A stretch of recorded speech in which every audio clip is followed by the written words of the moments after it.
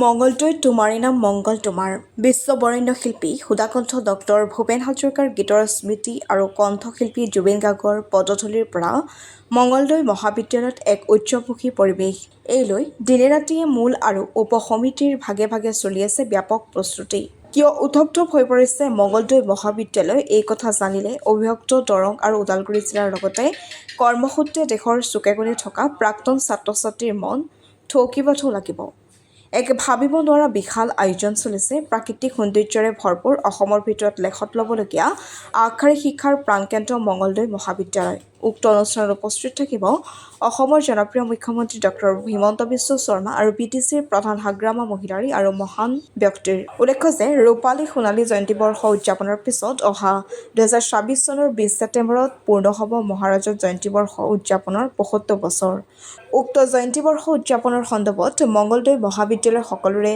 জনপ্ৰিয় দক্ষ অধ্যক্ষ ডক্টৰ কমলাকান্ত বৰাই তেওঁৰ কাৰ্যালয়ত মহাৰাজত জয়ন্তী বৰ্ষ উদযাপন কৰিব পাই আনন্দত উৎফুল্লিত হৈ অবিভক্ত দৰং ওদালগুৰি শুভাকাংক্ষী ৰাজ্যৰ সহায় সহযোগিতা কামনাৰ আহ্বান জনাই সাংবাদিকৰ আগত ব্যক্ত কৰা বহুমূলীয়া বক্তব্য জানোৱা হওকচোন।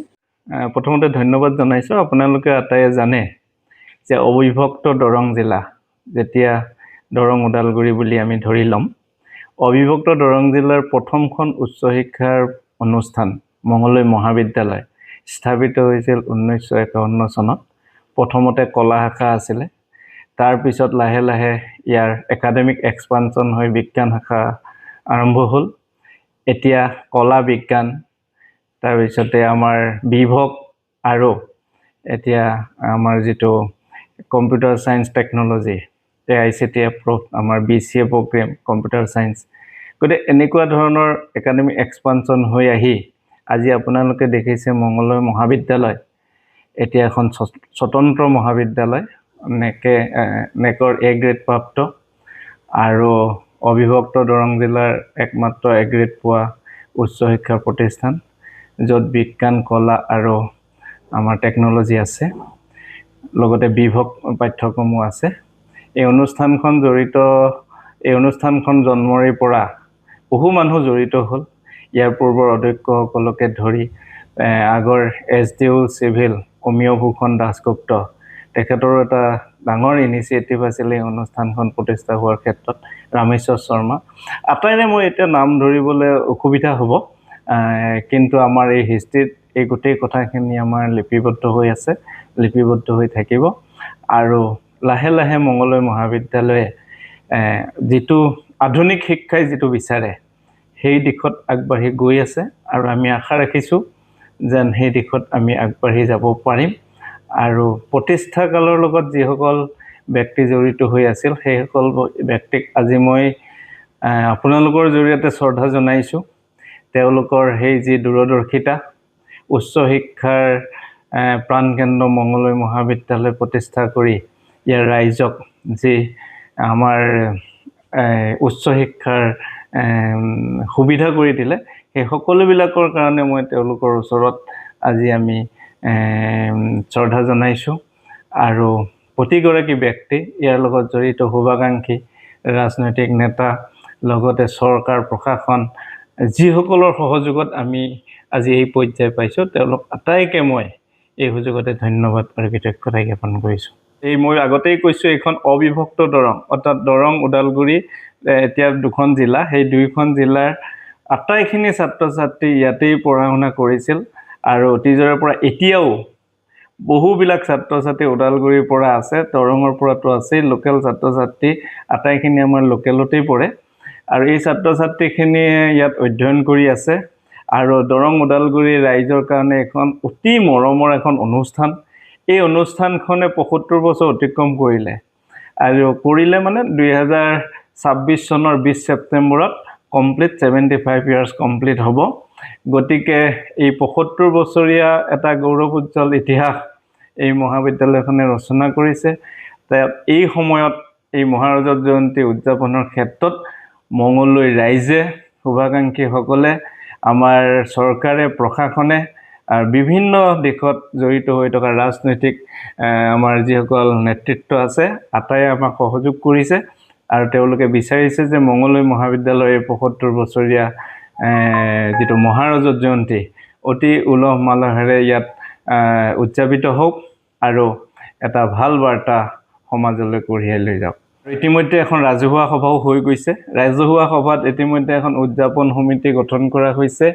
আমাৰ মাননীয় মন্ত্ৰী নীলিমা দেৱী বাইদেউ, তেখেতক আমাৰ সভাপতি হিচাপে ৰাইজে বিবেচনা কৰিছে ইতিমধ্যে আৰু মোক সম্পাদকৰ দায়িত্ব দিছে। আমাৰ চিপাঝাৰৰ সন্মানীয় বিধায়ক বৰমা ৰাজবংশী ডাঙৰীয়াক কাৰ্যকৰী সভাপতি, মীন উন্নয়ন নিগমৰ অধ্যক্ষ আমাৰ গুৰুজ্যোতি দাসক কাৰ্যকৰী সভাপতি, আমাৰ প্ৰাক্তন বিধায়ক মন্ত্ৰী বসন্ত দাসক দেৱক আমাৰ পৃষ্ঠপোষক হিচাপে ইতিমধ্যে ৰাইজে অন্যান্য বিশেষ ব্যক্তিসকলক লৈ এখন সমিতি গঠন কৰি দিছে।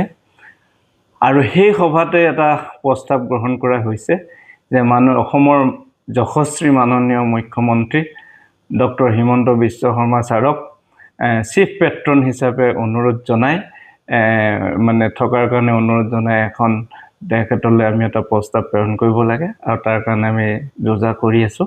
যিহেতু মঙলদৈ মহাবিদ্যালয় দৰং আৰু ওদালগুৰি অবিভক্ত বুলি যিটো কৈছোঁ, এই দুয়োখন জিলাৰ প্ৰথমখন উচ্চ শিক্ষাৰ প্ৰতিষ্ঠান, গতিকে আমাৰ দুয়োখন জিলাৰে সকলোবিলাক আমি বিশিষ্ট ব্যক্তিকো আমি ইয়ালৈকে আমন্ত্ৰণ জনাইছোঁ বা জনাম ভৱিষ্যতলৈ। আমাৰ পেট্ৰন হিচাপে আমাৰ BTC চিফ হাগ্ৰামা মহিলাই ডাঙৰীয়াকো ৰখাৰ কাৰণে সেইদিনাখন আমাৰ ৰাজহুৱা সভাত সিদ্ধান্ত হৈছে। ইতিমধ্যে সেই সিদ্ধান্তৰ কপি আমি সন্মানীয় হাগ্ৰামা মহিলাই ডাঙৰীয়ালৈকে পঠোৱাৰ ব্যৱস্থা কৰিছোঁ। আৰু আটাইখিনি মানুহ প্ৰাক্তন ছাত্ৰ ছাত্ৰী, আমাৰ প্ৰাক্তন ছাত্ৰ ছাত্ৰী বিগত ৭৫টা বছৰত কিমান হাজাৰ আছে আপোনালোকে হয়তো কল্পনা কৰিব নোৱাৰিব। আৰু বিভিন্ন দিশত ভাল ভাল কামেৰে তেওঁলোক উজ্বলি আছে। সেইসকলৰ সঁহাৰি আমি লাভ কৰিম।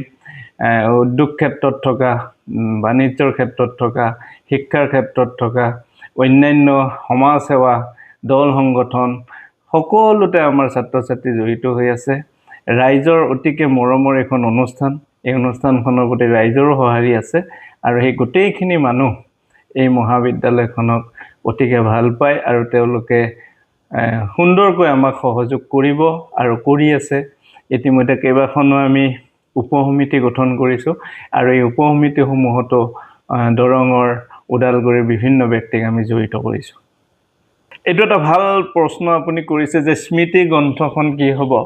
এতিয়া আপুনি চাওক, এখন উচ্চ শিক্ষাৰ প্ৰাণকেন্দ্ৰ দৰং ওদালগুৰিৰ মঙলদৈ মহাবিদ্যালয় স্বায়ত্তশাসিত বৰ্তমান, সেই মহাবিদ্যালয়খনৰ ৭৫ বছৰীয়া এটা ইতিহাস আপোনালোকে সেই স্মৃতি গ্ৰন্থখনত নিশ্চয়কৈ তাত আমাৰ এনেকুৱা ধৰণে আমি ভাবিছোঁ যে প্ৰতিষ্ঠা কালৰ পৰাই আমাৰ চিলভাৰ জুবলিলৈ এই ২৫টা বছৰৰ এটা ইতিহাস বা সেই সময়ৰ কিছুমান কথা তাত সন্নিৱিষ্ট হ'ব। বিশিষ্ট লেখকৰ লেখনি থাকিব। ঠিক তেনেদৰে চিলভাৰ জুবলিৰ পৰা গল্ডেন জুবলি এই ২৫টা বছৰ, এইখিনি পিৰিয়ডৰো কিছু আমাৰ হিষ্ট্ৰী, লগতে তাৰ কিছু সেই সময়ৰ লেখক লেখিকাৰ গল্প সাহিত্য বা বৰ্তমানৰ লেখক লেখিকাৰ গল্প সাহিত্য কিছু থাকিব। আৰু ঠিক তেনেদৰে আমাৰ ৫০ বছৰৰ পৰা ৭৫ বছৰলৈ এই ২৫টা বছৰৰো কিছু আমাৰ সমল তাত থাকিব। গতিকে এখন বৃহৎ কলাবোৰৰ এখন আমাৰ ছেমিনাৰ হ'ব, এখন স্মৃতিগ্ৰন্থ হ'ব। ইতিমধ্যে সম্পাদনা সমিতি গঠন কৰি দিয়া হৈছে, তেওঁলোকে এই ক্ষেত্ৰত কাম আৰম্ভ কৰিছে। আমি আশা ৰাখিছোঁ এখন ভাল স্মৃতিগ্ৰন্থ এই মহাৰজত জয়ন্তীৰ উদযাপনৰ লগত প্ৰকাশ পাব। দৰঙী কলা কৃষ্টিক বাদ দি কোনো এটা অনুষ্ঠান আমাৰ দৰঙত অন্তত হ'ব নোৱাৰে। আমাৰ যিহেতু 4দিনীয়া এই মুহূৰ্তত আমি যিটো ভাবিছোঁ 4দিনীয়া কাৰ্যসূচী থাকিব। আমাৰ পৰিকল্পনা সঠিক হৈ উঠা নাই যদিও আমাৰ দৰঙী কলা কৃষ্টিৰ কাৰণে নিশ্চয়কৈ এটা আমাৰ দিন থাকিব।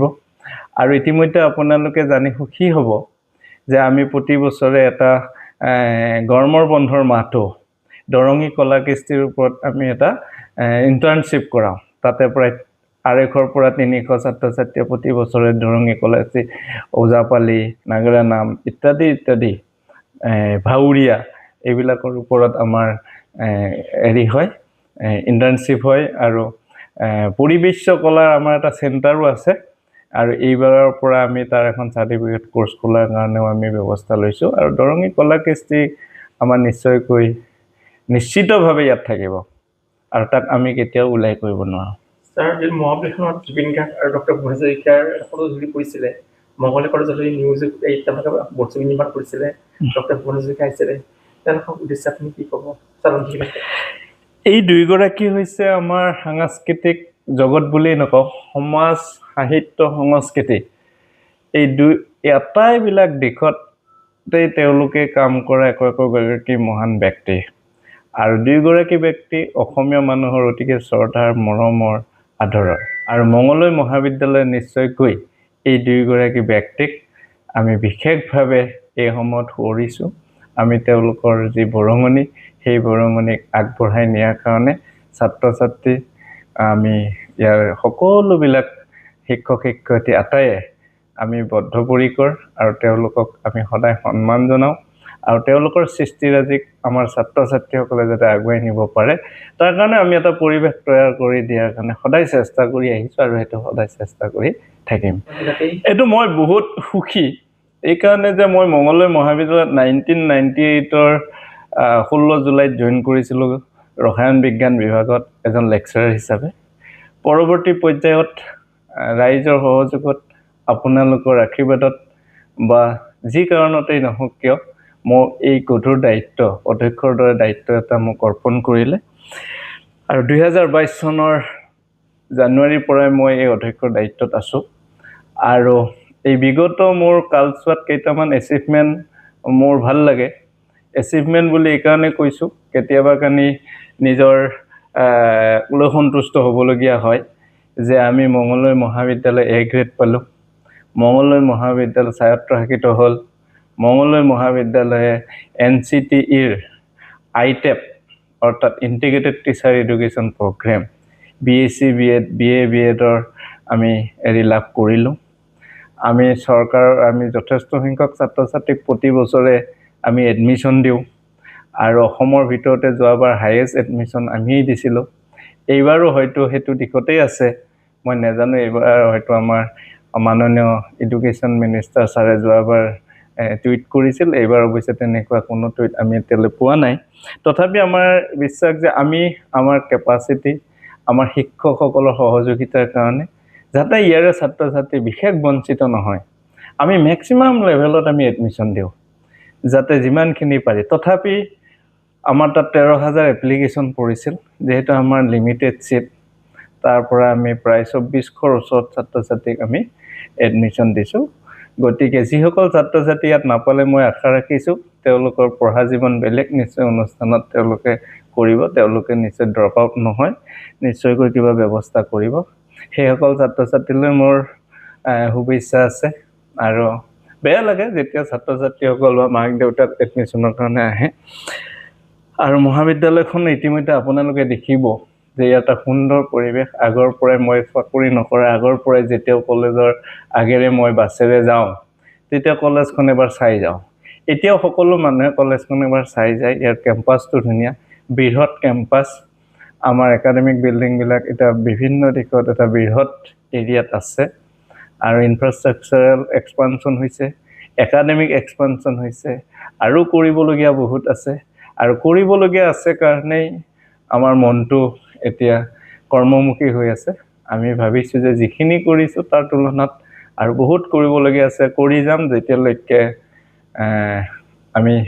আমি সুবিধা পাওঁ। গতিকে মই এই ক্ষেত্ৰত সকলোৰে সহায় সহযোগিতা বিচাৰোঁ। শিক্ষকসকল, ছাত্ৰ ছাত্ৰীসকল আৰু আমাৰ শুভাকাংক্ষীসকলক নিশ্চয়কৈ মই ধন্যবাদ দিম এইকাৰণে যে তেওঁলোকে এই গোটেই যাত্ৰাটোত সাংঘাতিক ধৰণে ছাপোৰ্ট কৰিছে, সহায় কৰিছে। গতিকে আমি আগবাঢ়ি যাব পাৰিছোঁ।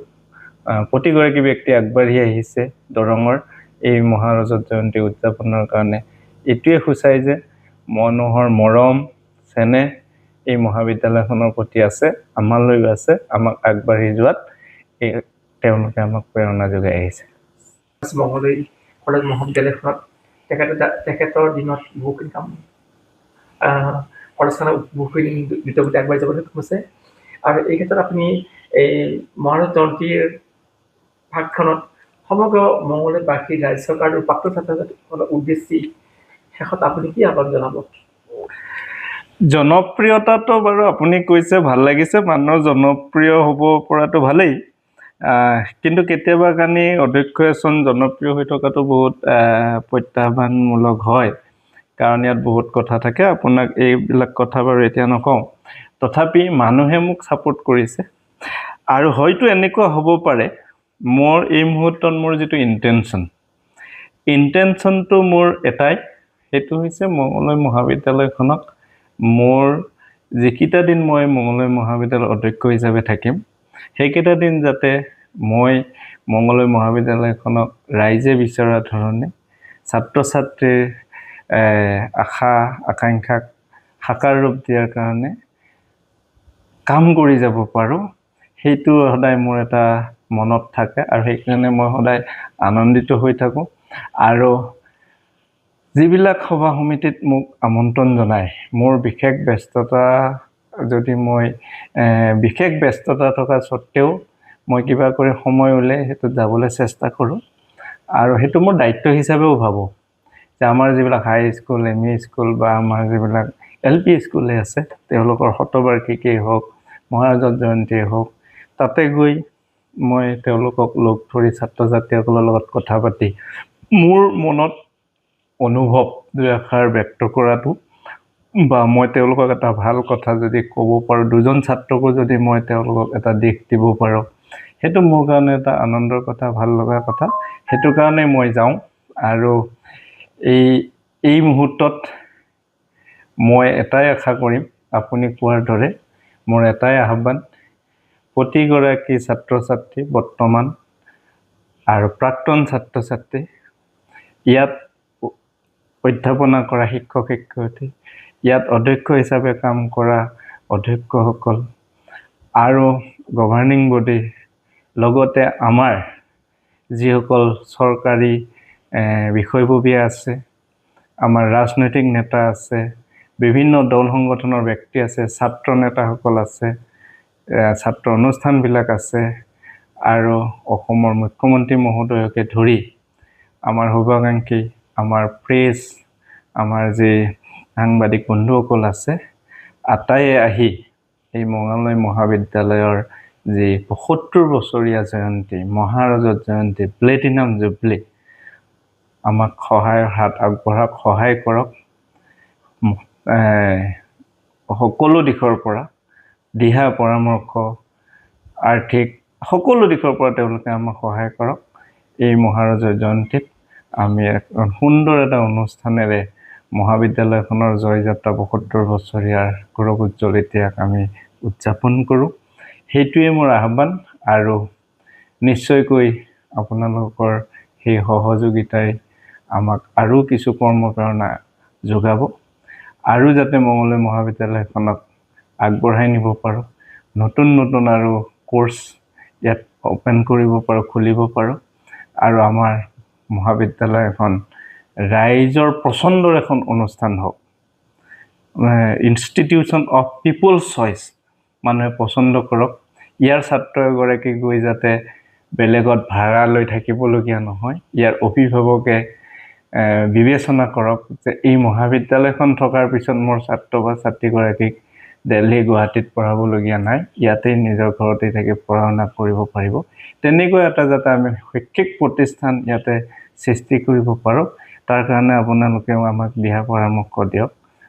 আমাৰ ভুল হ'লেও আপোনালোকে আমাক সেইটো সমালোচনা কৰক, ভাল কামকো আপোনালোকে নিশ্চয়কৈ সমাজলৈ স্বীকৃতি হিচাপে নহ'লেও আপোনালোকে সেই ভাল বাৰ্তাটো কঢ়িয়াই লৈ যাওক, তাকে আশা ৰাখিছোঁ। আৰু এটা ডাঙৰ অনুষ্ঠান 20 ছেপ্টেম্বৰ 2026 চনৰ 20 ছেপ্টেম্বৰৰ সেইটো এটা হৈছে আমাৰ ৭৫ বছৰীয়া আমাৰ যি ফাউণ্ডেশ্যন ডে, সেই পুৰা ৭৫ বছৰ কমপ্লিট হ'ব। প্লেটিনাম জুবলিৰ সামৰণি অনুষ্ঠান এই মুহূৰ্তত 7, 8, 9, 10 চাৰিদিনীয়া কাৰ্যসূচীৰে আমি পালন কৰিম বুলি সভাই সিদ্ধান্ত গ্ৰহণ কৰিছে আৰু তেতিয়ালৈকে আমাৰ প্ৰস্তুতি লাহে লাহে আৰম্ভ হৈছে। ইতিমধ্যে বিভিন্ন ছাব কমিটিবিলাকে কাম কৰা আৰম্ভ কৰিছে। আমি মূল কমিটিয়েও তাৰ কিছু কাম আগবঢ়াই আছোঁ। গতিকে নিশ্চয়কৈ আমাৰ এখন এই মহাৰজত জয়ন্তী সুন্দৰকৈ অনুষ্ঠিত হ'ব আৰু তাত আপোনালোক আটায়ে আহি আমাক সহায় কৰিব, তাৰ আশা ৰাখি মোৰ কথাখিনি সামৰিছোঁ। যিকোনো খবৰ আৰু বিজ্ঞাপনৰ বাবে যোগাযোগ কৰক 7896121996।